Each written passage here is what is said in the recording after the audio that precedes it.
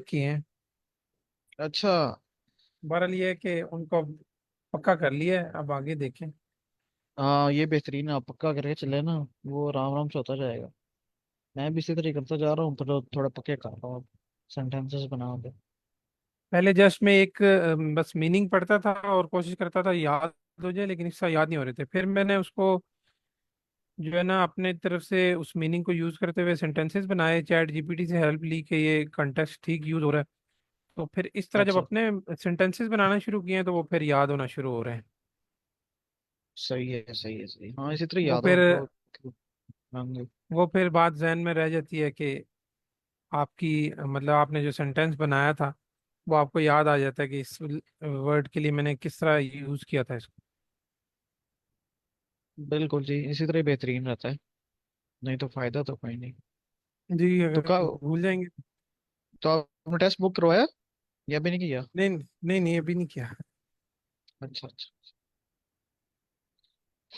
चलें करवा लें, क्योंकि टेस्ट स्लॉट्स मेरे ख्याल से मुश्किल है, अब मिलेंगी। बड़ी मुश्किल से मिलती हैं। कई बार अच्छा अभी। ऐसे होता है, लास्ट जो होता है, ये वाला टाइम जो चल रहा होता है, टेस्ट स्लॉट्स बुक हो जाती हैं सर जी आ रही अच्छा की। अच्छा अच्छा। हाँ, ये वाला टाइम और जनवरी का टाइम, जनवरी फरवरी का जब फुल ब्राइट होती है, तब तो बिल्कुल ही ठीक। फुल बुकड होता है। अब भी कभी कभी बुकड होता है। आप इस्लामाबाद ही देंगे ना? जी जी, इस्लामाबाद से ही। F6 में ही, या पुलिस जी, लाइंस? ये F6 से ही देना चाहिए मेरे ख्याल में। हाँ वैसे हाँ, तो वो सेंटर आइडिया बहुत नहीं है अच्छा है। दोनों का। हाँ, F6 का मैंने सुना है सेंटर काफी अच्छा है। अच्छा।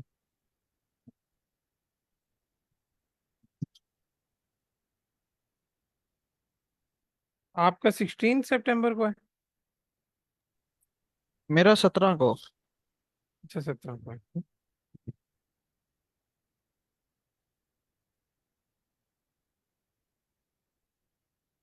मेरे खुद जेहन से निकल के मेरा कब है। मैं जरा अपनी डेट देख लेता।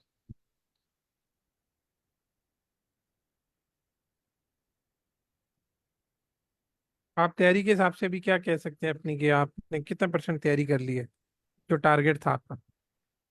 मेरा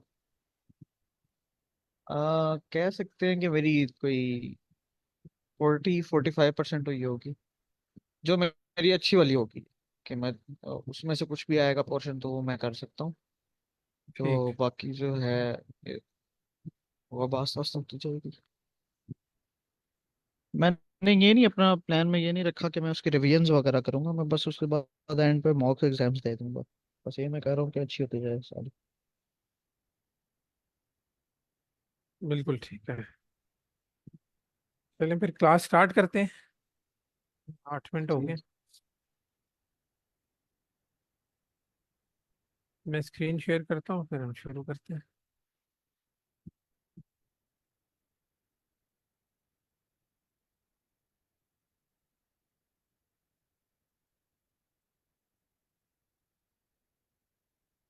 कल हमने चैप्टर 9 स्टार्ट किया था, वर्ड प्रॉब्लम्स वाला। कि हमें जब वर्ड्स की फॉर्म में प्रॉब्लम्स दिए होते हैं मैथ्स वाले, तो उन्हें कैसे हमने सॉल्व करना है, कैसे मैथ्स में कन्वर्ट करके हम आंसर्स को पिकअप कर सकते हैं। तो उसमें हमने 4 स्टेप देखे थे कि किसी भी किस्म का वर्ड प्रॉब्लम आए तो वो 4 स्टेप फॉलो करते हुए हम अपनी डिज़ायर वैल्यू या आंसर की तरफ पहुंच सकते हैं। पहले स्टेप पे हम देखते थे कि हमें वर्ड प्रॉब्लम में डिमांड क्या है, क्या चीज़ पूछी जा रही है। दूसरे स्टेप में हम देखते थे कि हमें उस हवाले से पे जो इंफॉर्मेशन गिवन है वो क्या क्या है। और तीसरे स्टेप पे उसी इंफॉर्मेशन की मदद से, गिवन इंफॉर्मेशन की मदद से हम इक्वेशंस किस तरह बना सकते हैं, वो इक्वेशंस बनाते थे। और फोर्थ स्टेप पे फिर हम उन इक्वेशंस को सॉल्व करते थे, जो भी उसमें अरिथमेटिक ऑपरेशन या अलजेब्रिक, जो हम सिंपलेस्ट उसको करने के लिए या आंसर लेने के लिए अप्लाई कर सकते हैं टेक्निक्स, वो हम करके तो आंसर लेते थे। तो जो स्टेप 1 पे हमने चीज़ आइडेंटिफाई की होती थी कि हमें क्वेश्चन में क्या डिमांड किया गया है, वो चीज़ फिर हम निकाल लेते हैं। उसके बाद फिर हमने कुछ एग्जांपल देखी थी, उसमें फिर एवरेज का एक फॉर्मूला भी देखा था। इस चैप्टर में कुछ जनरल फार्मूला जो इंसान किसी भी डोमेन से हो उसको जनरली पता होते हैं, जैसे एवरेज का फार्मूला, कॉस्ट का फार्मूला, कोई रेट का फार्मूला निकालना है, या कोई प्रॉफिट या रेवेन्यू जिसका होता है उसके बारे में कोई चीज़, या फिर एक हमने कॉन्सेप्ट और पढ़ा जो पहले भी हम पढ़ चुके हैं पुराने चैप्टर्स में, part part is equal to whole, के मतलब के किसी भी चीज़ के अगर कुछ पार्ट्स, किसी चीज़ को हम पार्ट्स में डिवाइड करते हैं। जैसे कल हमने एग्जांपल देखी थी स्टील रॉड की, कि वो स्टील रॉड एक 50 मीटर उसकी अगर लेंथ है और उसको हम दो पीसेस में डिवाइड करते हैं, तो उसके जो दो पीसेस बने हैं उसके बारे में हम ये भी कह सकते हैं कि उन दो पीसेस को अगर दोबारा हम ऐड बैक करेंगे तो हमारे पास वो 50 मीटर्स दोबारा बन जाएंगे, मतलब वो रॉड के इक्वल होगा। तो वो यही है कि तमाम पार्ट्स को दोबारा ऐड बैक करें तो आपके पास होल वाली वैल्यू आ सकती है।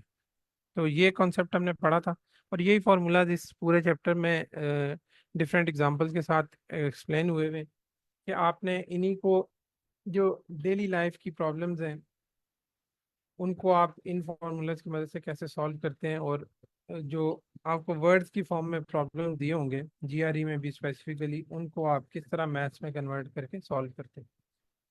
उसके बाद ये कुछ कॉमन वर्ड प्रॉब्लम फ्रेजेस हैं कि जीआरई में कुछ इस तरह के वर्ड्स हों तो उसको आप क्या मीनिंग ले सकते हैं। जैसे एडिशन के लिए ये तमाम वर्ड्स हैं, जैसे अगर ऐड यूज हो, सम यूज हो क्वेश्चन में, टोटल ऑफ पार्ट्स यूज हो, के पार्ट्स का टोटल मतलब टोटल पार्ट्स का सम करेंगे तो वो उसकी टोटल वैल्यू आ जाएगी पार्ट्स की, या मोर देन का वर्ड यूज हो, वो भी एडिशन की तरफ होता है कि उसमें चीज ऐड हो रही है।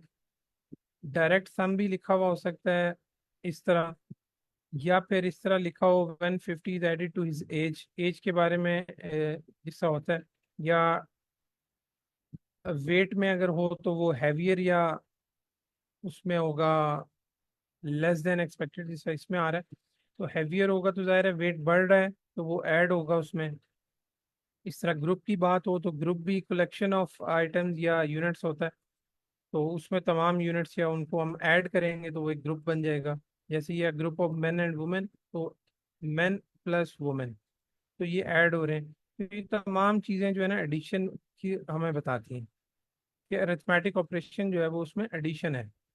The cost is marked up. अब ये भी वही है कि जिस तरह हम कोई चीज़ बैंक से लोन लेते हैं फॉर एग्जांपल, या लीज पे कार लेते हैं, तो एक तो उसकी कॉस्ट होती है, उसके कॉस्ट के ऊपर जो वो मार्कअप हमसे लेते हैं वो भी परसेंटेज होती है बेसिकली, तो वो एडिशनल चीज़ है, तो वो उस कॉस्ट में ऐड करके वो हमें बता रहे होते हैं। तो ये भी उसी तरह के कॉस्ट प्लस मार्कअप, तो ये भी एडिशन का हमें बताता है कि एडिशनल चीज़ है। इसी तरह सब्ट्रैक्शन में भी सेम इसी तरह कुछ चीज़ें हैं। जैसे वेट में आप देख लें 4 पाउंड्स लेस देन एक्सपेक्टेड, कि उसका वेट हमें बता रहा है कि उसमें से ये माइनस होके आएगा। इसी तरह डिफरेंस का वर्ड आए, माइनस का वर्ड आए, तो ये चीज़ें तमाम सब्ट्रैक्शन को जाहिर करती हैं। आप प्रॉफिट वाले फॉर्मूला एक देख लें कि हम नॉर्मली प्रॉफिट कैसे निकालते हैं। किसी भी चीज़ का प्रॉफिट निकालने के लिए हमें पता होता है कि जितने की चीज़ वो हमने सेल की है उसमें से अगर हम उसकी कॉस्ट माइनस कर दें, जो हमें लागत आई है उस चीज़ को बनाने में, वो माइनस कर दें, तो जो बाकी बचता है वो हमारा प्रॉफिट होता है। ठीक है, ये भी वही फॉर्मूला है, और इसी को बताया कि रेवेन्यू माइनस कॉस्ट, कि रेवेन्यू का मतलब सेल, कि कितने की चीज़ वो हमने बेची है, उसमें से जो हमारी कॉस्ट आई है वो हमने लेस की, तो जो बाकी परसेंटेज बची वो हमारा प्रॉफिट हुआ। इसी तरह मल्टीप्लिकेशन में आप प्रोडक्ट आ जाए तब भी वो मल्टीप्लाई होता है, टाइम्स आ जाए तब भी मल्टीप्लिकेशन होता है। जैसे हमने पीछे पढ़ा था टाइम्स, या ऑफ आ जाए, ऑफ का मतलब भी मल्टीप्लिकेशन होता है। तो ये तमाम चीज़ें मल्टीप्लिकेशन को बताती हैं। फिर रेशियोज और डिविजन्स, ये हमें पता है या तो कोई चीज़ रेशियो में दी हो, या डिवीजन में, या फ्रैक्शन की फॉर्म में, तो वो एक तमाम चीज़ें डिवीजन को जाहिर करती हैं। जैसे ये पर है, रेशियो है, प्रोपोर्शन है, डिवाइडेड का साइन आ जाए या ये स्लैश आ जाए, ये भी फ्रैक्शन को ही जाहिर करती हैं। जैसे भी इसकी एग्जांपल $5 एवरी 2 वीक्स, अभी ये भी हमें बता रहा है डॉलर, डॉलर पर 2 वीक है यहाँ पे। ठीक है, तो ये पर का है कि $5 पर 2 वीक्स, कि 2 हफ्तों में $5। ये किसी भी चीज़ के बारे में हो सकता है। इसको मजीद सिंप्लीफाई करें तो आप ये 2 वीक्स को अगर 1 पे ले जाएं तो ये उन्होंने उसी को हाफ कर दिया कि न्यूमरेटर भी हाफ हुआ और डिनोमिनेटर भी हाफ हुआ, तो ये $2.5 अ वीक आ गया। अब रेशियो भी हमें फ्रैक्शन ही बता रही होती है, the ratio of X to Y, the proportion of girls to boys. तो ये तमाम चीज़ें रेशियोज जो हैं डिवीजन को ही जाहिर करती हैं, तो हम उसको डिवीजन की फॉर्म में ही फिर लेके इक्वेशंस बनाते हैं। इसके बाद आ जाता है एवरेज और मीन। जनरली एवरेज का फॉर्मूला भी हम कल हमने कुछ प्रॉब्लम जो देखी थी उसमें एवरेज हमने निकाली थी, एवरेज का फॉर्मूला यूज़ किया था। तो एवरेज का जो आम हम हमें फॉर्मूला पता है वही है कि ऊपर सम आ जाता है, वो जिस चीज़ की भी एवरेज निकालनी है, ऊपर से कुछ यूनिट्स हैं तो सम ऑफ यूनिट्स ऊपर आ जाएगा और नीचे नंबर ऑफ यूनिट्स आ जाएगा, जो जितनी तादाद है उन यूनिट्स। ठीक है, या नंबर ऑफ, मैं यूँ कर देता हूँ, नंबर ऑफ यूनिट्स आ गया। ठीक, तो ये जस्ट उसकी एवरेज निकल आएगी उन यूनिट्स की। तो एवरेज का फॉर्मूला हम हर चीज़ पे अप्लाई कर सकते हैं, जिस भी सिनेरियो में हमें एवरेज दी गई हो या पूछी गई हो तो हम एवरेज को ले लेंगे। एवरेज का दूसरा नाम मीन है, इसे आप अरिथमेटिक मीन भी कहते हैं और सिंपल मीन भी कहते हैं। इन तमाम तीनों वर्ड्स का मतलब एक ही है कि आपने यही फॉर्मूला उसमें यूज करना है।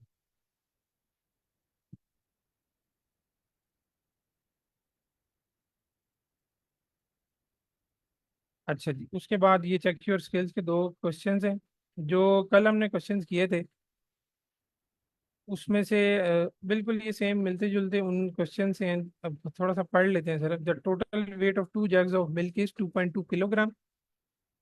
के 2 जग हैं दूध के, उनका जो टोटल वजन है वो 2.2 kg है। The lighter jug weights 0.4 kilogram less than the heavier jug.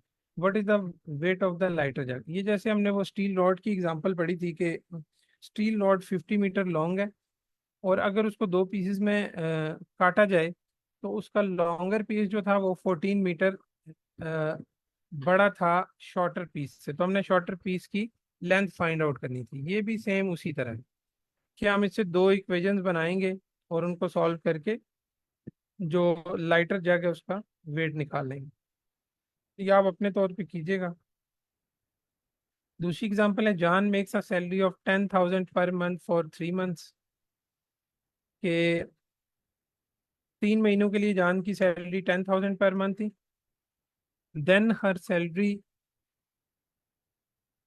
Then her salary drops to 6,000 per month. फिर उसकी सैलरी कम होके 6,000 पर मंथ होगी। और after 9 months eight 6,000 per month, फिर 9 महीने 6,000 ही उसकी सैलरी रही। What will be Jain's average arithmetic mean monthly pay be for the whole period?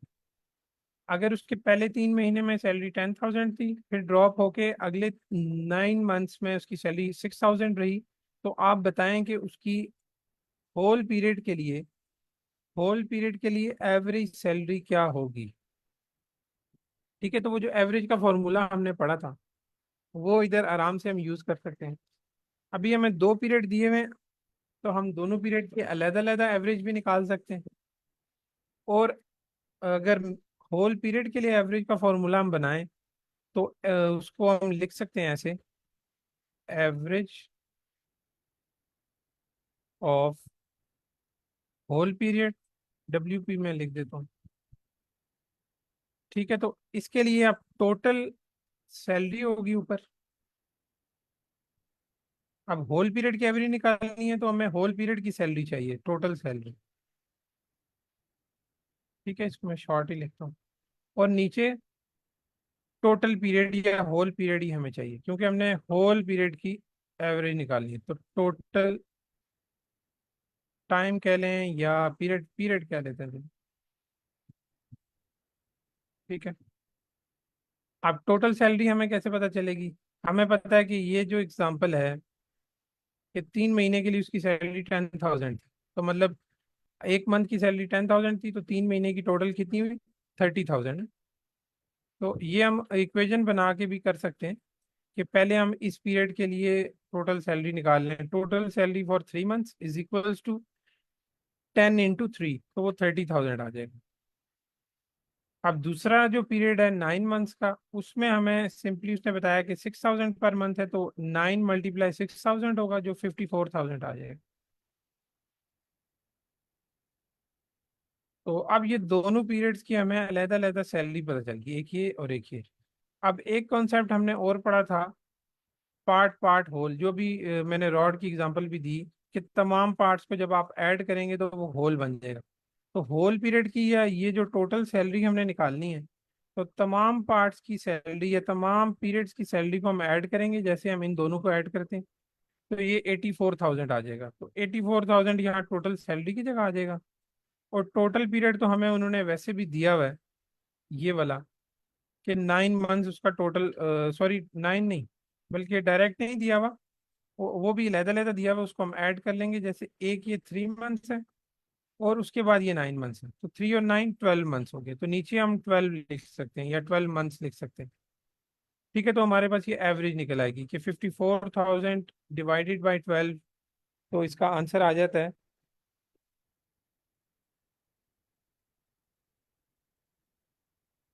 नीचे देख लेते हैं या एग्जाम आंसर्स में देख लेते हैं, मेरे पास भी कोई कैलकुलेटर नहीं है। 4,500। ठीक है,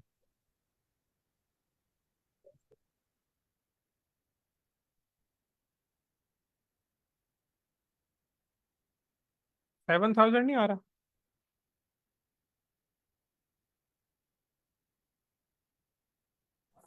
यस। 84 को, हाँ 84 को हाँ, 7,000। 84 है वो, सॉरी, वो मैं 54 बोला, वो 84 है ना, क्योंकि 30 दूसरे पीरियड का भी हम ऐड करेंगे, तो ये 7,000 आता है। ये 3 मंथ्स का 30,000 और ये 9 मंथ्स का 54,000, तो टोटल 84,000 हो गया। और टोटल पीरियड हमारे पास 9 मंथ्स और 3 मंथ्स 12 मंथ्स हो गए, तो 12 मंथ से जब हम डिवाइड करेंगे तो उसकी होल पीरियड की एवरेज आ जाएगी 7,000।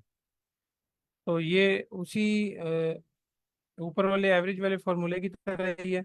अब कुछ और फार्मूलाज हैं और फिर उनके साथ जो यूनिट्स यूज होती हैं उनको इस चैप्टर में एक्सप्लेन किया, उनको देखते हैं। अब नेक्स्ट है कॉस्ट का फार्मूला, जो हमने पहले भी बात की कि कॉस्ट कैसे निकाली जाती है। कॉस्ट को आप क्वेश्चन पढ़ के आपको एग्जैक्ट पता चलेगा कि कॉस्ट का मतलब वो क्या ले रहे हैं। कई दफ़ा कॉस्ट होती है कि आपको उस चीज़ को बनाने में कितनी कॉस्ट बियर करनी पड़ रही है, कितनी लागत आ रही है, आपका कितना खर्चा आ रहा है। कई दफ़ा कॉस्ट प्राइस के मीनिंग में भी यूज़ होता है। ठीक है, कई दफ़ा कॉस्ट उसकी सेल प्राइस के मीनिंग में भी यूज़ होता है, तो वो आपको क्वेश्चन पढ़ के आइडिया होगा, उसके मुताबिक फिर आप इस फॉर्मूले को बना सकते हैं। जैसे अभी आप ये कहें कि सच करें, आपका एक बिजनेस है, आपके पास 10 मोबाइल हैं और तमाम मोबाइल की कीमत सेम है, और एक मोबाइल की कीमत आप कह लें M = 10 है। ठीक है, ये उसकी प्राइस है। अब आप अगर कॉस्ट निकालना चाहते हैं, ठीक है, कि आपके पास, अगर आप तमाम, आपके पास 10 ही मोबाइल हैं और हर मोबाइल की कीमत भी 10 है, तो अगर आप कॉस्ट निकालना चाहते हैं कि अगर मैं सारे मोबाइल भेज देता हूँ तो मेरे पास कितने पैसे जमा होंगे, ठीक है, तो आप उसकी प्राइस जो आपने 10 बताई, उसको उसकी क्वांटिटी से मल्टीप्लाई करेंगे, तो वो आपके पास 100 आ जाएगा। ठीक है, तो इसको आप उस तरह भी यूज कर सकते हैं। अब कॉस्ट की जगह अगर आप यहाँ पे लिख दें टोटल सेल्स, या सेल्स लिख दें सिर्फ, तब भी यही चीजें मल्टीप्लाई होंगी कि एक यूनिट की प्राइस और क्वांटिटी। अगर आप टोटल सेल्स की जगह रेवेन्यू लिख देते हैं, रेवेन्यू का वर्ड भी है जो प्रॉब्लम्स में कई दफा यूज होता है। रेवेन्यू भी सेल का ही दूसरा मीनिंग है या दूसरा वर्ड है। ठीक है, इसका मतलब भी यही है कि एक यूनिट की जो प्राइस है, उसको जब हम क्वांटिटी से मल्टीप्लाई करेंगे, जितने का हमने, जिसकी हमने सेल प्राइस या सेल वैल्यू निकालनी है या रेवेन्यू निकालना है, तो आपके पास वो वैल्यू आ जाएगी। तो ये जो फॉर्मूला है ना, इसमें वर्डिंग चेंज हो सकती है। ठीक है, कॉस्ट की जगह आप सेल भी लिख सकते हैं, रेवेन्यू भी लिख सकते हैं, वो आप क्वेश्चन देखते हुए कि क्वेश्चन में क्या चीज़ किस तरह बताई गई है, तो आप उसको उस तरह चेंज कर लेंगे। अब देखें, ये एग्जांपल है, at a certain store 7 T shirts cost $65.10। If every T shirt has the same price how much do 3 T shirts cost in dollars. के एक स्टोर पे 60 टी शर्ट्स की कॉस्ट है 65.10। If every T shirt has the same price, अगर हर T shirt की price same है, how much do 3 T shirts cost in dollars. तो फिर हमें 3 टी शर्ट्स की कॉस्ट बताएं डॉलर्स में। अगर आप उन स्टेप्स को फॉलो करें जो हमने कल पढ़े थे वर्ड प्रॉब्लम को सॉल्व करने के लिए, तो पहला स्टेप था व्हाट डू दे वांट, कि what is the requirement in the question, कि हमसे पूछा क्या जा रहा है। तो हमसे 3 शर्ट्स की कॉस्ट पूछी जा रही है। ठीक है, आप इसको कॉस्ट ऑफ 3 टी शर्ट्स लिख के क्वेश्चन मार्क्स लगा सकते हैं। ठीक है, कि ये चीज़ हमसे पूछी जा रही है। स्टेप नंबर 2 पे आप देखते हैं कि आपको चीज़ गिवन क्या है। तो आपको गिवन है 7 T shirts cost is equal to 65.10। ठीक है, 7 टी शर्ट्स की कॉस्ट दी हुई है। अगर आप 7, और हमें पता है कि तमाम टी शर्ट्स की प्राइस सेम है, तो आप इसकी मदद से एक टी शर्ट की प्राइस निकाल सकते हैं ना, क्योंकि ये टोटल 7 टी शर्ट्स की प्राइस है। इसको अगर 7 से आप डिवाइड करते हैं तो वो एक टी शर्ट की प्राइस आ जाएगी। जैसे अगर इसको आप लिखते हैं 7 T shirts is equals to 65.10। अगर दोनों साइड पे आप 7 से डिवाइड कर देते हैं, इधर भी और इधर भी, तो इस तरफ जस्ट आपके पास ये टी शर्ट बच गया ना। तो इसका मतलब है कि 1 टी शर्ट, एक टी शर्ट की आपके पास वैल्यू आ जाएगी, और इसको जब आप डिवाइड करेंगे जो भी वैल्यू आती है वो एक टी शर्ट की वैल्यू आपके पास निकल आएगी। अब क्योंकि हमें पता है कि सेम प्राइस है टी शर्ट्स की, तो आप डायरेक्ट 3 टी शर्ट्स का रेट वैल्यू निकालने के लिए इस यूनिट प्राइस को मल्टीप्लाई कर देंगे इस फॉर्मूले के तहत, कि हमने कॉस्ट ऑफ 3 टी शर्ट्स निकालनी है, प्राइस ऑफ 1 टी शर्ट हमने यहाँ से निकाल ली डिवाइड करके, और क्वांटिटी हमें उन्होंने 3 दी हुई है। तो आप जस्ट डायरेक्ट इसको मल्टीप्लाई करके उसका आंसर निकाल सकते। ठीक है, तो बेसिकली दूसरे स्टेप पे जब हमें ये पता चला कि ये इन्फॉर्मेशन गिवन है, तीसरे स्टेप पे ये इक्वेशन हमने बना ली इसी इन्फॉर्मेशन से, और चौथे स्टेप पे जो होता है कि हम इन इक्वेशंस को सॉल्व करके जो आंसर हमसे पूछा जा रहा है वो हम निकालते हैं। तो ये 4 स्टेप फॉलो किए वर्ड प्रॉब्लम्स वाले, तो आपके पास आंसर आ गया। ये जैसे सर ने आंसर लिखा कि ये आंसर आपके पास आ जाएगा। ये उसी चीज़ को काफ़ी डिटेल में और बड़ा आसान तरीके से उन्होंने बताया हुआ है। यही चीज़ मैंने लिखी थी, जो इक्वेशन हमने बनाई थी कि 7 से पे डिवाइड करेंगे तो आपके पास एक टी शर्ट की कॉस्ट आ जाएगी, और जब उसको 3 से मल्टीप्लाई करेंगे तो 3 टी शर्ट्स की कॉस्ट आएगी। अब इसमें एक और चीज़ वो समझाना ये चाह रहे हैं कि कुछ क्वेश्चंस में ना, जिस तरह इस क्वेश्चन में तो सिंपली हमें सेम यूनिट्स ही दी गई हैं। यूनिट्स मतलब कि किस यूनिट में वो वैल्यू हमें दी हुई है। जैसे डॉलर्स है, डॉलर की जगह वो हमें सेंट भी कह सकते थे। 65.10 का मतलब है 65.10, ये डॉलर्स हैं।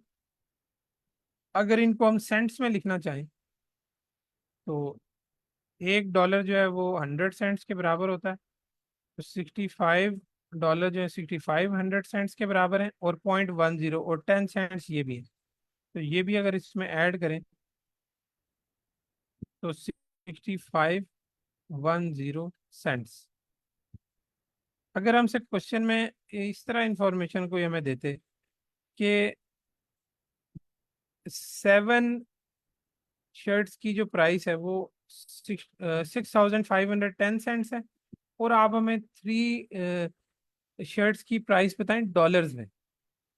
अब वो इंफॉर्मेशन जो हमें दे रहे हैं वो सेंट्स में है, और हमसे जो पूछ रहे हैं वो डॉलर्स में पूछ रहे हैं। तो अब आपको ये सॉल्व आउट करने के लिए ना पहले सेम यूनिट्स में कन्वर्ट करना पड़ेगा। मतलब हमसे वो डॉलर्स में पूछ रहे हैं तो हम इसको भी डॉलर्स में कन्वर्ट करेंगे। 6510 को डॉलर्स में कन्वर्ट करेंगे तो अगेन ये वैल्यू आएगी, और फिर हम इसका आंसर उसी तरह डिवाइड बाय 7 और मल्टीप्लाई 3 करके ये डॉलर्स में वैल्यू निकाल सकते हैं। तो ये वैल्यू डॉलर्स में। अभी आगे यही चीज़ उन्होंने एक्सप्लेन की है, और उसको एक फॉर्मूले के तहत भी हमें बताया है कि अगर आप फॉर्मूला में भी यूनिट्स बिल्कुल एग्जैक्ट उसी तरह लिखते हैं तो आपके पास यूनिट बिल्कुल सही आएगा। जैसे जो ऊपर हमने फॉर्मूला पढ़ा, ये वाला ये वाला total cost into price into quantity, ठीक है। अब इसको देखें आप इधर यूनिट्स की फॉर्म में कि ये टोटल कॉस्ट या टोटल मनी है। जाहिर है टोटल कॉस्ट हो या मनी हो वो फर्ज कर लें डॉलर्स की उसमें है, ठीक है, डॉलर की शेप में ही होगी ना। और जो प्राइस है, जो एक यूनिट की प्राइस होती है, वो बेसिकली फ्रैक्शन फॉर्म में होती है ना, कि इतने डॉलर्स पर यूनिट। मतलब एक यूनिट की प्राइस है तो पर यूनिट इस तरह होता है 1। अब ये शर्ट का केस है तो शर्ट लिख देते हैं 1 शर्ट, इतने डॉलर्स पर शर्ट। तो ये उसकी जस्ट हमने यूनिट से भी बयान की। अब और क्वांटिटी जो है कि नंबर ऑफ यूनिट्स कितने हैं, तो वो शर्ट्स की बात हुई है तो जस्ट हम इधर शर्ट्स लिख देते हैं। या वो बताना ये चाह रहे हैं कि अगर आप जस्ट यूनिट्स को भी देखें फॉर्मूले में तो ये शर्ट और ये शर्ट्स आपस में कैंसिल हो जाएंगी यूनिट्स। तो इस टोटल मनी का जो आंसर आएगा, अब क्योंकि सिर्फ डॉलर बचा है राइट साइड पे तो वो डॉलर्स में आएगी वैल्यू, जो कि हमने 27.90 निकाली थी ये वैल्यू, ठीक है। तो वो ये बता रहे हैं कि यूनिट्स भी आपने जहन में रखने हैं और क्वेश्चन में देखना है। अगर तो सेम यूनिट्स हैं तो फिर तो आप डायरेक्ट जिसे हमने सॉल्व कर लिया था तो आप कर सकते हैं। लेकिन अगर यूनिट्स डिफरेंट गिवन है तो पहले आप उनको सेम यूनिट में कन्वर्ट करेंगे और फिर उनको सॉल्व करेंगे। और यूनिट्स को अगर आप फॉर्मूला में भी क्लियरली लिखेंगे साथ साथ तो वो भी नंबर और वेरिएबल की तरह क्लियरली इस तरह कैंसल आउट होते हैं आपस में। और जो बचता है यूनिट वही आंसर का यूनिट होता है। अब एक और एग्जांपल है इसी वर्ड प्रॉब्लम्स को समझाने के लिए। इसको देखते हैं। 5 एप्पल्स एंड 4 बनानास कॉस्ट $2.0। ठीक है, 5 सेब और 4 केले की जो कॉस्ट है वो 2.10 है। इनकी कंबाइंड टोटल कॉस्ट दी हुई है। While 3 apples and 2 bananas cost 1.0। अब इन क्वांटिटीज की ये है। If the cost of every apple is the same and if the cost of every banana is the same, what is the cost of 2 apples and a बनाना।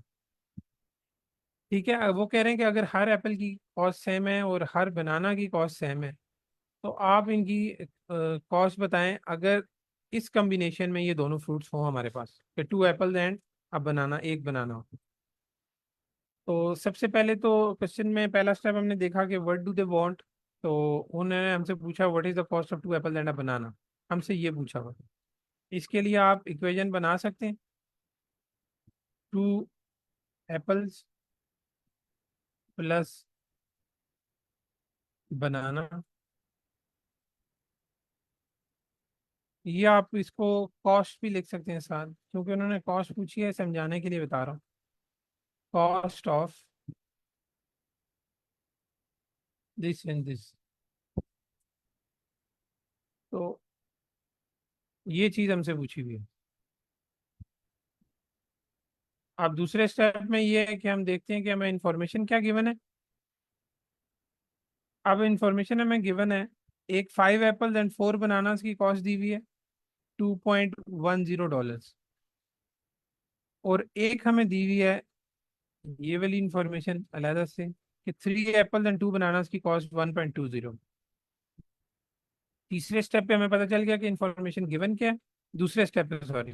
और तीसरे step पे इस given information से अब हम कुछ इक्वेशंस बनाएंगे ताकि हम इनको सॉल्व कर सकें। तो इस वाली चीज को अगर इस फॉर्म में हम लिखना चाहें, ठीक है, तो इसी फॉर्मूले की तरह हम उसको लिख सकते हैं कि 5 एप्पल्स 5a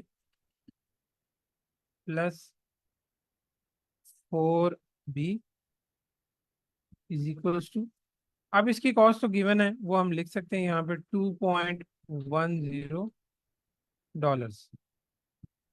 ठीक है, अब ये एक इक्वेशन बन गई। दूसरी इक्वेशन हम इससे बना लेंगे कि 3 apples plus 2 bananas is equals to $1.20।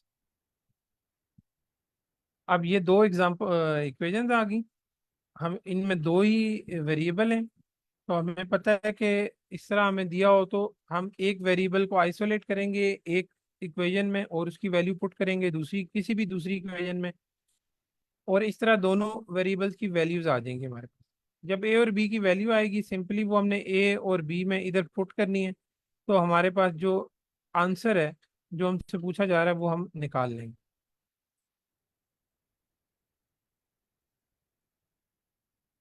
अब ये नीचे उसी की वो दी हुई है एक्सप्लेनेशन कि हमने टोटल कॉस्ट निकालनी थी। अब हमें दो दो दो कॉस्ट अलग अलग दी हुई हैं, अलग अलग क्वांटिटी की, तो हम उनको अलग अलग बना लेंगे जैसे हमने बनाई, दो इक्वेशंस बनाई उनको सॉल्व किया, और इसी तरह हम उनको पुट करेंगे, जैसे भी सॉल्व करके हम उनको ओरिजिनल वैल्यू में पुट करेंगे तो हमारे पास ये कॉस्ट आ जाएगी।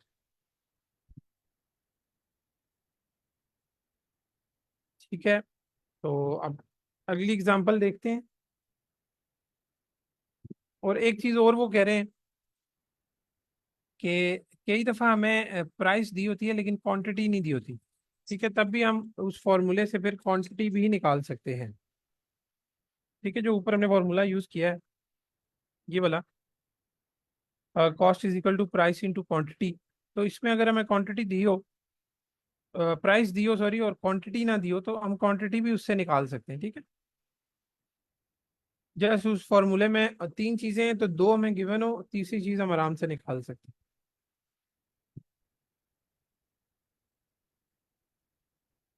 उसके बाद कुछ प्रॉब्लम्स, एक सिनेरियो इस तरह भी आ सकता है कि हमें कोई चीज़ फिक्स कॉस्ट की सूरत में या अप फ्रंट चार्जेस की सूरत में गिवन होती है कि कुछ चीज़ें फिक्स होती हैं और कुछ वेरिएबल होती हैं,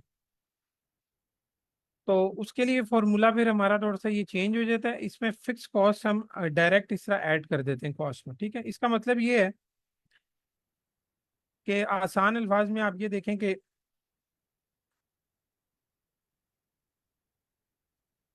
आपकी वही मोबाइल वाली एग्जांपल ले लें कि आपके पास 10 मोबाइल थे और हर मोबाइल की प्राइस 10 है, और अब आपने वो एक शॉप पे रखे हुए हैं, और शॉप का जो किराया है, आप एक दिन की बात करें कि 100 रुपीज उसका रेंट है। ठीक है, वो फिक्स है। अब वो बता रहे हैं कि एक दिन में अगर आपने वो 10 मोबाइल बेचे तो आपकी टोटल कॉस्ट क्या आएगी। अब हमें पता है कि उस शॉप का जो रेंट है वो 100 रुपीज है एक दिन का, और हमारे पास 10 मोबाइल हैं 10, और इस एक मोबाइल की प्राइस पर यूनिट प्राइस जो है वो भी 10 है। पहले तो जस्ट हमने कहा था कि अगर 10 मोबाइल उन्होंने बेचे हैं तो प्राइस इंटू क्वान्टिटी हमने किया था, तो हमारे पास 100 आ गया था कि 10 मोबाइल बेचने पे 100 रुपीज उनको कॉस्ट उनके पास इकट्ठी हुई, या सेल प्राइस आई हो, या सेल वैल्यू आ गई कि इतनी की सेल होगी। ठीक है, या उतनी उनकी टोटल कॉस्ट आ गई। लेकिन अब हमें पता है कि 100 रुपया उनका किराया भी है जो कि फिक्स्ड है, तो वो हम इसमें अलहदा से ऐड करते हैं फॉर्मूले में, जैसे अभी यहाँ पे हुआ है। ये चीज़ तो सेम उसी तरह फॉर्मूले में रही, ये और ये फिक्स कॉस्ट जो है ये उसमें अब ऐड हो जाएगी उसकी प्राइस में। ठीक है, तो ये हमने अलहदा से ऐड करनी है, इसके साथ कोई चीज़ मल्टीप्लाई या क्वांटिटी मल्टीप्लाई नहीं होती, क्योंकि वो क्वांटिटी पे ये डिपेंडेंट नहीं है चीज़, ये जस्ट एक वैल्यू है डायरेक्ट जो होल वैल्यू में ऐड हो रही है। ठीक है, जैसे ये किराया है कि चाहे यूनिट्स वो 10 बेचे, 10 मोबाइल बेचे या 100 मोबाइल बेचे, चाहे वो एक यूनिट भी ना बेचे, तो आपने ये किराया जो है ये तो फिक्स्ड है, एक दिन बाद आपने 100 रुपया उसका किराया देना ही देना है। तो ये फिक्स कॉस्ट अलहदा से फिर ऐड होती है।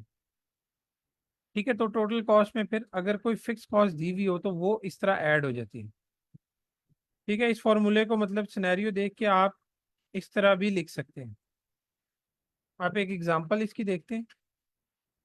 The charge per seat to watch home games this season at Colossus Stadium is $1,000, which include passes to two home games plus 300 per additional home game. if Sam wants to spend no more than 4,000 to watch home games at closest stadium, what is the maximum number of home games he can attend? अभी ये home games की बात हो रही है closest stadium में देखने के लिए। तो जो पर सीट जो चार्ज कर रहे हैं वो $1,000 है, और उसके अंदर वो आपको 2 होम गेम्स दे रहे हैं। ठीक है, कि आप 2 गेम देख सकते हैं $1,000 में। उसके बाद अगर आप मजीद देखना चाहते हैं तो पर होम गेम आपको $300 पे करना पड़ेगा। ठीक है, अब वो हमसे पूछ रहे हैं what is the maximum number of home games he can attend. अगर वो $4,000 स्पेंड करना चाह रहा है मैक्सिमम, तो इसमें वो मैक्सिमम होम गेम्स कितनी अटेंड कर सकता है। अब एक तो हमें पता चल गया कि फिक्स जो है वैल्यू वो 1,000 है। ठीक है, फिक्स कॉस्ट जो है वो 1,000 है, जो कि उसने सीट बुक करने के लिए लेनी ही लेनी है।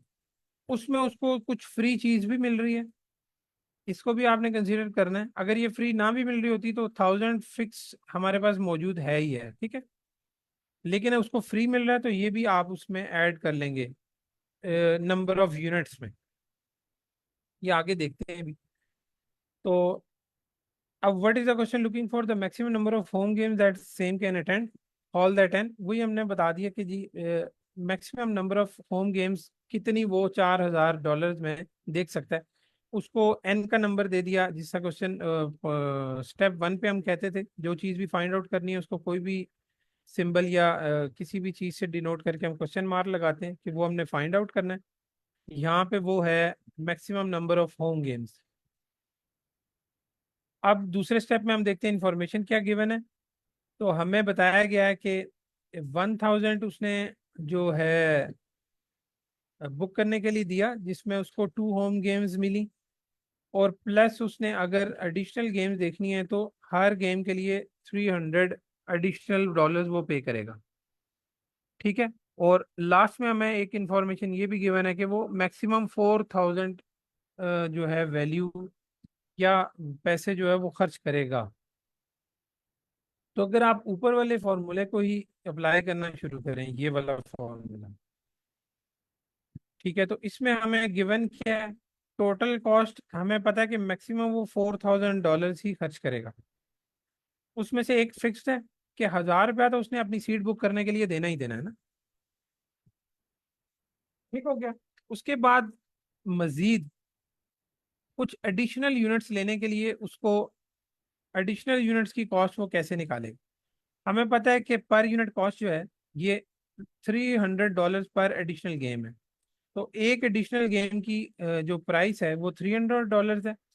अगर इंटू एन करते हैं तो ये हमारे पास निकल आएगा जितने नंबर ऑफ यूनिट्स है। मतलब अगर आप इसको -2 नहीं लिखते फिलहाल, आप जस्ट एन लिखें, जो सिंपल हमारा फार्मूला था कि ये नंबर ऑफ गेम्स और ये पर यूनिट प्राइस कह लें या price of one additional game. तो जितने भी यूनिट्स हैं उसकी हमारे पास ये प्राइस आ जाएगी ना टोटल। अब ये जो -2 की है ये उन्होंने इसलिए किया है क्योंकि 2 गेम्स तो ऑलरेडी इसमें इंक्लूड हैं। ठीक है, 1,000 में। तो वो एन इन्होंने माइनस किया है ताकि आपके पास एग्जैक्ट वैल्यू है, क्योंकि आप 4,000 ले रहे हैं। अगर आप जस्ट 3,000 लें यहाँ पे, ठीक है, आप 1,000 को पहले ही निकाल देंगे। आप जस्ट 3,000 को लेंगे जो एडिशनल उसने खर्च किए, कि 3,000 इज इक्वल टू, तो आप फिर उसको इससे डिवाइड कर सकते हैं, जस्ट इस फॉर्मूले से। ठीक है, तब भी आपके पास आंसर वही आना चाहिए।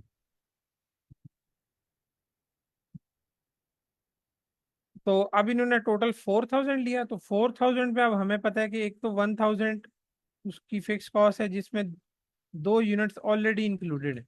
तो वो हम टोटल एन में से 2 माइनस करेंगे तो हमारे पास एडिशनल यूनिट्स सिर्फ आएंगे ना। ठीक है, तो यहाँ पे अब उसी इक्वेशन को अब ये देखें इन्होंने सॉल्व किया कि 4,000 is equal to 1,000 fix cost plus 300 into n-2। तो हमारे पास एन आ गया 12।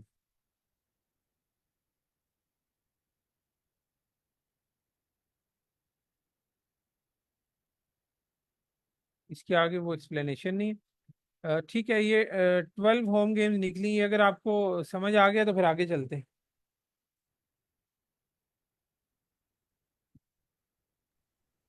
हाँ जी, आगे देखते हैं।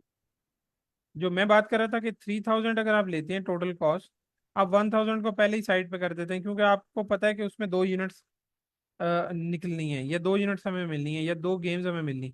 आप 3000 को अगर लेते हैं तो आप जस्ट एडिशनल 300, हमें पता है एडिशनल गेम की कॉस्ट है, और हमने एन निकालना है। इस 300 को आप इधर डिवाइड करेंगे तो आपके पास एन आ जाएगा 10। ठीक है, तो एडिशनल 10 गेम्स हम देख सकते हैं 3000 में।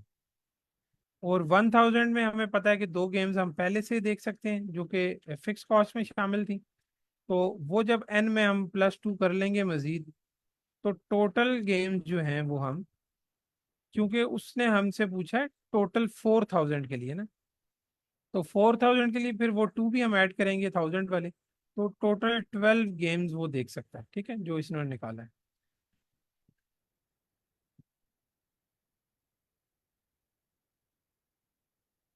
अब आगे वो प्रॉफिट वाला फॉर्मूला है, ये इसकी बात मैं कर चुका हूँ अभी भी, कि रेवेन्यू को आप सेल प्राइस भी कहते हैं, कि जितने की चीज़ आपने बेची उसमें से आप माइनस कर रहे हैं अपनी कॉस्ट, या आपका जो एक्सपेंस आया है उस चीज़ को बनाने में या सेल आउट करने तक जितना भी एक्सपेंस आया है वो आप माइनस करेंगे, तो आपके पास रेवेन्यू और जस्ट प्रॉफिट निकल आएगा कि आपने कितना उससे कमाया है।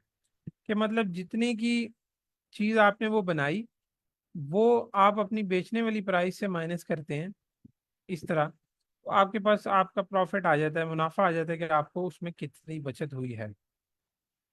तो ये जो फॉर्मूला है ये भी काफ़ी यूज़ होता है आगे प्रॉब्लम्स में। ऊपर जो हमने 2 फॉर्मूले पढ़े, ये वाले क्वांटिटी के साथ, और ऊपर एक एवरेज का फॉर्मूला पढ़ा, ये सारे वर्ड प्रॉब्लम्स में जो है ना यूज़ होते हैं काफ़ी। इसी को समराइज इन्होंने किया हुआ है। If you encounter a money relationship, अगर आपके पास उसी तरह मनी रिलेशनशिप दिया हो, the cost of 8 watches is $1200, कि आपको कॉस्ट दी हुई है या प्राइस दी हुई है कि आपको 8 वॉचेज की जो कॉस्ट है वो $1200 है, then you write the equation. आप ये क्वांटिटी वाली इक्वेशन लिखेंगे। अब आपके पास जितनी भी क्वांटिटी दी हुई है, ठीक ठीक है, आप उसके लिए वो प्राइस निकाल सकते हैं कि पर यूनिट प्राइस क्या है। इस फॉर्मूले में से आप मतलब 2 चीज़ें जो भी दी होंगी, तीसरी चीज़ आप आराम से निकाल सकते हैं। चेक योर स्किल्स के क्वेश्चन हैं, ये हम अपने तौर पे ही करेंगे, इजी हैं, और इसमें यही मनी रिलेशनशिप या यही फॉर्मूला यूज हुआ है। समझ के आप करें, अगर कोई इशू हुआ तो हम डिस्कस कर लेंगे। उसके बाद आ गया ऐड यूनिट्स। अब जो यूनिट्स की बात हुई थी कि सेम यूनिट्स ही सेम यूनिट्स में ऐड होते हैं, या सेम यूनिट्स ही सेम यूनिट्स के साथ सॉल्व होते हैं। अगर क्वेश्चन में सेम यूनिट्स दिए होंगे तो हम आराम से सॉल्व कर सकते हैं। अगर सेम यूनिट्स नहीं है, डिफरेंट यूनिट्स हैं, एक क्वांटिटी आपको डॉलर्स में है, एक क्वांटिटी सेंट्स में है, या एक क्वांटिटी आपको किलोग्राम्स में है, और एक क्वांटिटी आपको ग्राम्स में है या पाउंड्स में है, तो आप उसको एक किसी क्वांटिटी में कन्वर्ट करके तमाम यूनिट्स को, तमाम वैल्यूज को, तो तब आप उसको सॉल्व करेंगे। जिस तरह ये इन्होंने एग्जांपल दी, ऐड एप्पल्स टू एप्पल्स, कि एप्पल्स एप्पल्स में ही ऐड हो सकते हैं। अगर यहाँ पे बनाना हो तो एप्पल को बनाना में तो ऐड नहीं कर सकते ना, कि आप लिखें कि 2 एप्पल और 2 बनाना क्या बनेंगे, कितने टोटल एप्पल बनेंगे, तो नहीं हो सकता। लेकिन आप 2 एप्पल और 2 एप्पल्स को ऐड करेंगे तो वो टोटल 4 एप्पल्स बन जाएंगे। तो ये सिंपल सी एग्जांपल है। और जैसे ये उन्होंने प्रीवियस एग्जांपल को रिपीट किया जो स्टील रॉड वाली थी, कि उसमें भी हमें पता था कि टोटल स्टील रॉड की जो लेंथ थी वो 50 मीटर्स थी, तो हमसे शॉर्टर पीस की जो लेंथ है वो पूछी गई थी, और वो मीटर्स में ही पूछी गई थी, तो हमने आराम से वो निकाल ली थी। आगे चलते हैं, ये डॉलर और सेंट की कन्वर्जन है, कि dollar plus dollar equal to dollar आएगा, cent plus cent is equal to cent आएगा। ठीक है, तो आपको अगर एक चीज डॉलर में दी हुई है, एक सेंट में दी हुई है, तो आप उसको भी डॉलर में कन्वर्ट कर सकते हैं, या दूसरे सेंट वाली को डॉलर में या डॉलर वाली को सेंट में करके आप सॉल्व कर सकते हैं। इसी तरह ये metre plus metre equal to metre, dollar minus dollar equal to dollars, puppies plus puppies equal to puppies, कि एक पपी प्लस 2 पपीज, तो ये टोटल 3 पपीज बन जाएंगे। ये फिजिकल ऑब्जेक्ट्स की बात है, तो वो जाहिर है सेम टाइप ऑफ यूनिट्स या क्वांटिटीज ही आपस में सॉल्व आउट होती।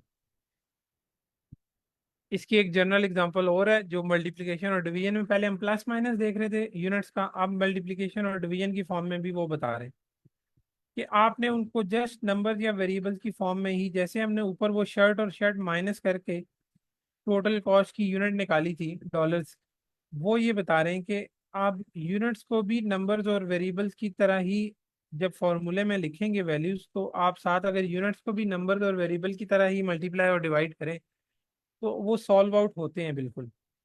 जैसे जिस रूम में भी आप बैठे हुए हैं, अगर आप उसका एरिया फाइंड आउट करना चाहें, और एरिया में पता है कि स्क्वायर फीट की फॉर्म में होता है, ये स्क्वायर फीट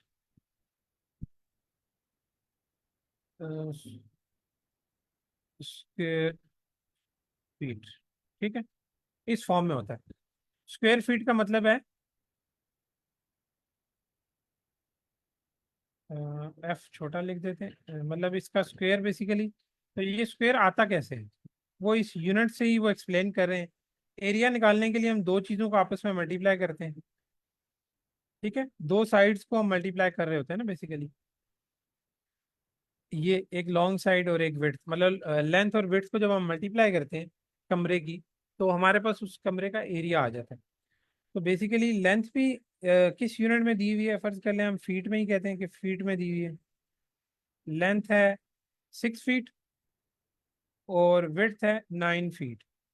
अब इसका जो एरिया निकलेगा, वो ये कह रहे हैं कि इसका जो यूनिट है और इसका जो यूनिट है अगर आपस में मल्टीप्लाई होंगे तो वो एरिया का यूनिट निकालेंगे। जैसे यहाँ पे फीट है, यहाँ पे भी फीट है, तो फीट फीट मल्टीप्लाई होंगे, 2 फीट मल्टीप्लाई होंगे तो आप फीट का स्क्वायर भी लिख सकते हैं, ठीक है। तो उसका जो यूनिट है वो स्क्वायर फीट कहलाता है।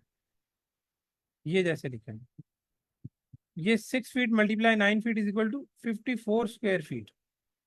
ये जिस तरह लिखे 54 स्क्वायर फीट, या फीट का स्क्वायर जिस मैंने बताया उसको आप 54 स्क्वायर फीट इस तरह भी लिख सकते हैं और स्क्वायर भी लिख सकते हैं। तो बेसिकली यूनिट्स को एक्सप्लेन करें कि यूनिट्स भी जस्ट नंबर और वेरिएबल्स की तरह ही आपस में मल्टीप्लाई या डिवाइड होके कैंसिल होते हैं, और हमारे पास एंड रिजल्ट का यूनिट आता है। तो वर्ड प्रॉब्लम में हमने यूनिट भी देखने होते हैं। अब जैसे ये एक एग्जांपल है, उन्होंने कहा कि अब मल्टीप्लिकेशन में इस टू का ये जस्ट कांस्टेंट है, ये कोई किसी चीज की वैल्यू या कोई स्पेसिफिक यूनिट नहीं है, तो इसकी कोई यूनिट नहीं है, ठीक है।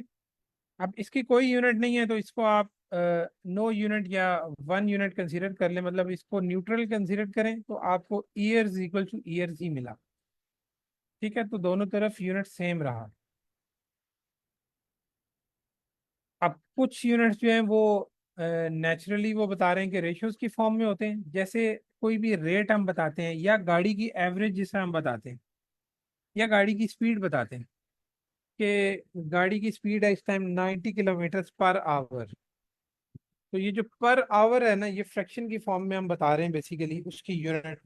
अब स्पीड को हमने एक उसकी जो यूनिट बताई वो हमने फ्रैक्शन में बताई है कि किलोमीटर पर आवर, ठीक है। ये उसकी अब होल यूनिट, वो होल यूनिट हुई बेसिकली। जैसे अब ये एक सिनेरियो दिया हुआ कि अगर इसको रीडिंग ही कह लें, कि कंसिडर कर लेते हैं रीडिंग, कि एक बंदा है वो 3 बुक्स अ वीक पढ़ता है, तो उसका जो 3 वीक्स जो बुक पढ़ता है उसका रीडिंग का जो आप कह लें रेट कह लें या यूनिट कह लें, वो कैसे होगा, वो ऐसे होगा ना, बुक्स पर वीक, 3 बुक्स पर वीक वो पढ़ रहा है। क्या अभी जिस तरह ये हमने स्पीड की बात की थी, अब ये एवरेज में देख लें कि 1 गैलन में 17 माइल्स अगर एक गाड़ी चल रही है तो हम उसको इस तरह भी कहते हैं कि 17 माइल्स पर गैलन। तो ये जो रेट निकाला है आपने, इसका बेसिकली यूनिट वो बता रहे हैं कि फ्रैक्शन में है, ये माइल्स पर गैलन, ठीक है। ये टोटल उसका एक यूनिट बन रहा है। इसी तरह डोनट्स की एग्जांपल हमने कल एक देखी थी, उसके बारे में ये लिखा हुआ है, सॉरी शर्ट्स है, और ये डोनट्स के बारे में, ये शर्ट्स की एग्जांपल जो हमने देखी थी, $9 अ शर्ट, ठीक है, कि $1 की जो एक शर्ट की जो प्राइस है वो $9 है, तो आप उसको पर यूनिट जो है, प्राइस जो है उसका जो यूनिट है वो डॉलर ओवर शर्ट आ रहा है। इसी तरह 100 डोनट्स पर डे, ये भी उसी तरह बता रहा है कि donuts over day, donuts divided by day, ये यूनिट बता रहे हैं बेसिकली कि कुछ यूनिट्स नेचुरली जो है ना फ्रैक्शन की फॉर्म में भी होंगे, तो आप उनको भी अगर इसी तरह मल्टीप्लाई और डिवाइड करते हैं तो वो आपको सेम रिजल्ट देते हैं। जैसे ये एग्जांपल है उसी शर्ट्स के हवाले से कि टोटल कॉस्ट हमें पता है डॉलर्स में थी या डॉलर्स में ही निकलनी है। प्राइस हमें पता है कि एक यूनिट की प्राइस जो है वो डॉलर ओवर शर्ट है। अब ये जो पर यूनिट प्राइस है वो उसकी जो यूनिट है वो फ्रैक्शन में है, हमें पता है। क्वांटिटी जस्ट नंबर्स होते हैं कि नंबर ऑफ शर्ट्स कितनी है, तो वो जस्ट नंबर ऑफ शर्ट्स हमने लिखा। तो अब वो ये बता रहे हैं कि फ्रैक्शन की फॉर्म में भी हो तो कैंसल आउट करके जस्ट आपके पास करेक्ट यूनिट ही बचती है। जैसे ये आ गई, टोटल कॉस्ट की यूनिट हमें डॉलर्स में मिल गई। तो ये इन्होंने उसी तरह सॉल्व करके कैंसिल आउट करके आपको बताया हुआ है। इसको हम अब डिटेल में नहीं पढ़ते, समरी मैंने बयान कर दिया। इस कॉन्सेप्ट को इन्होंने समराइज किया कि ऐड और सब्ट्रैक्ट करें क्वांटिटीज को यूनिट्स के साथ, तो आप सिंपली कर सकते हैं, लेकिन पहले देख लें कि अगर डिफरेंट यूनिट्स हैं तो उनको आप कन्वर्ट कर लें सेम यूनिट में। ठीक है, जैसे ये 30 मिनट्स प्लस 2 आवर्स है, अब ये आवर्स में ये मिनट्स में है, तो आप इन दोनों को मिनट्स में कन्वर्ट करके सॉल्व आउट कर सकते हैं, या इनको दोनों को आवर्स में करके तो आप सॉल्व आउट कर सकते हैं। इसी तरह अगर मल्टीप्लाई हो रही हो क्वांटिटीज तो आप उनको कैंसिल आउट भी कर सकते हैं। ये जिस तरह यहाँ पे आवर्स और आवर्स कैंसिल हो गए और ये बैगल्स बच गया यूनिट में। इसी तरह want to convert from one unit to another, आप इसको कन्वर्ट भी कर सकते हैं। अब 20 मिनट्स को आपने अगर सेकंड्स में कन्वर्ट करना है तो ये फॉर्मूला है, इस तरह आप कर सकते हैं सेकंड से मल्टीप्लाई करके। तो आप मतलब यूनिट का ध्यान रखेंगे कि सेम यूनिट्स को ही आपने आपस में सॉल्व करना है। इससे आगे रेट के बारे में एक फॉर्मूला है, जिस तरह ऊपर हमने एवरेज कॉस्ट के बारे में पढ़ा, तो इस तरह ये रेट का है। तो ये इंशाल्लाह कल हम फिर डिस्कस करेंगे। टाइम क्योंकि कंप्लीट हो गया है, लास्ट मिनट चल रहा है। अगर किसी का कोई क्वेश्चन है तो पूछ लें, नहीं तो फिर क्लास हम एंड करते हैं।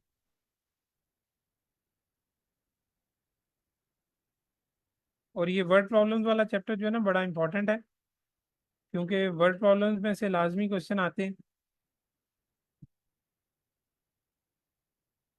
तो इसकी प्रैक्टिस आपने जो ड्रिल सेट्स हैं वो लाजमी करने हैं जो क्वेश्चन दिए हुए हैं। जी बिल्कुल ऐसा ही है। काफी सारे प्रॉब्लम्स मतलब आते हैं इसमें तो। जी सर।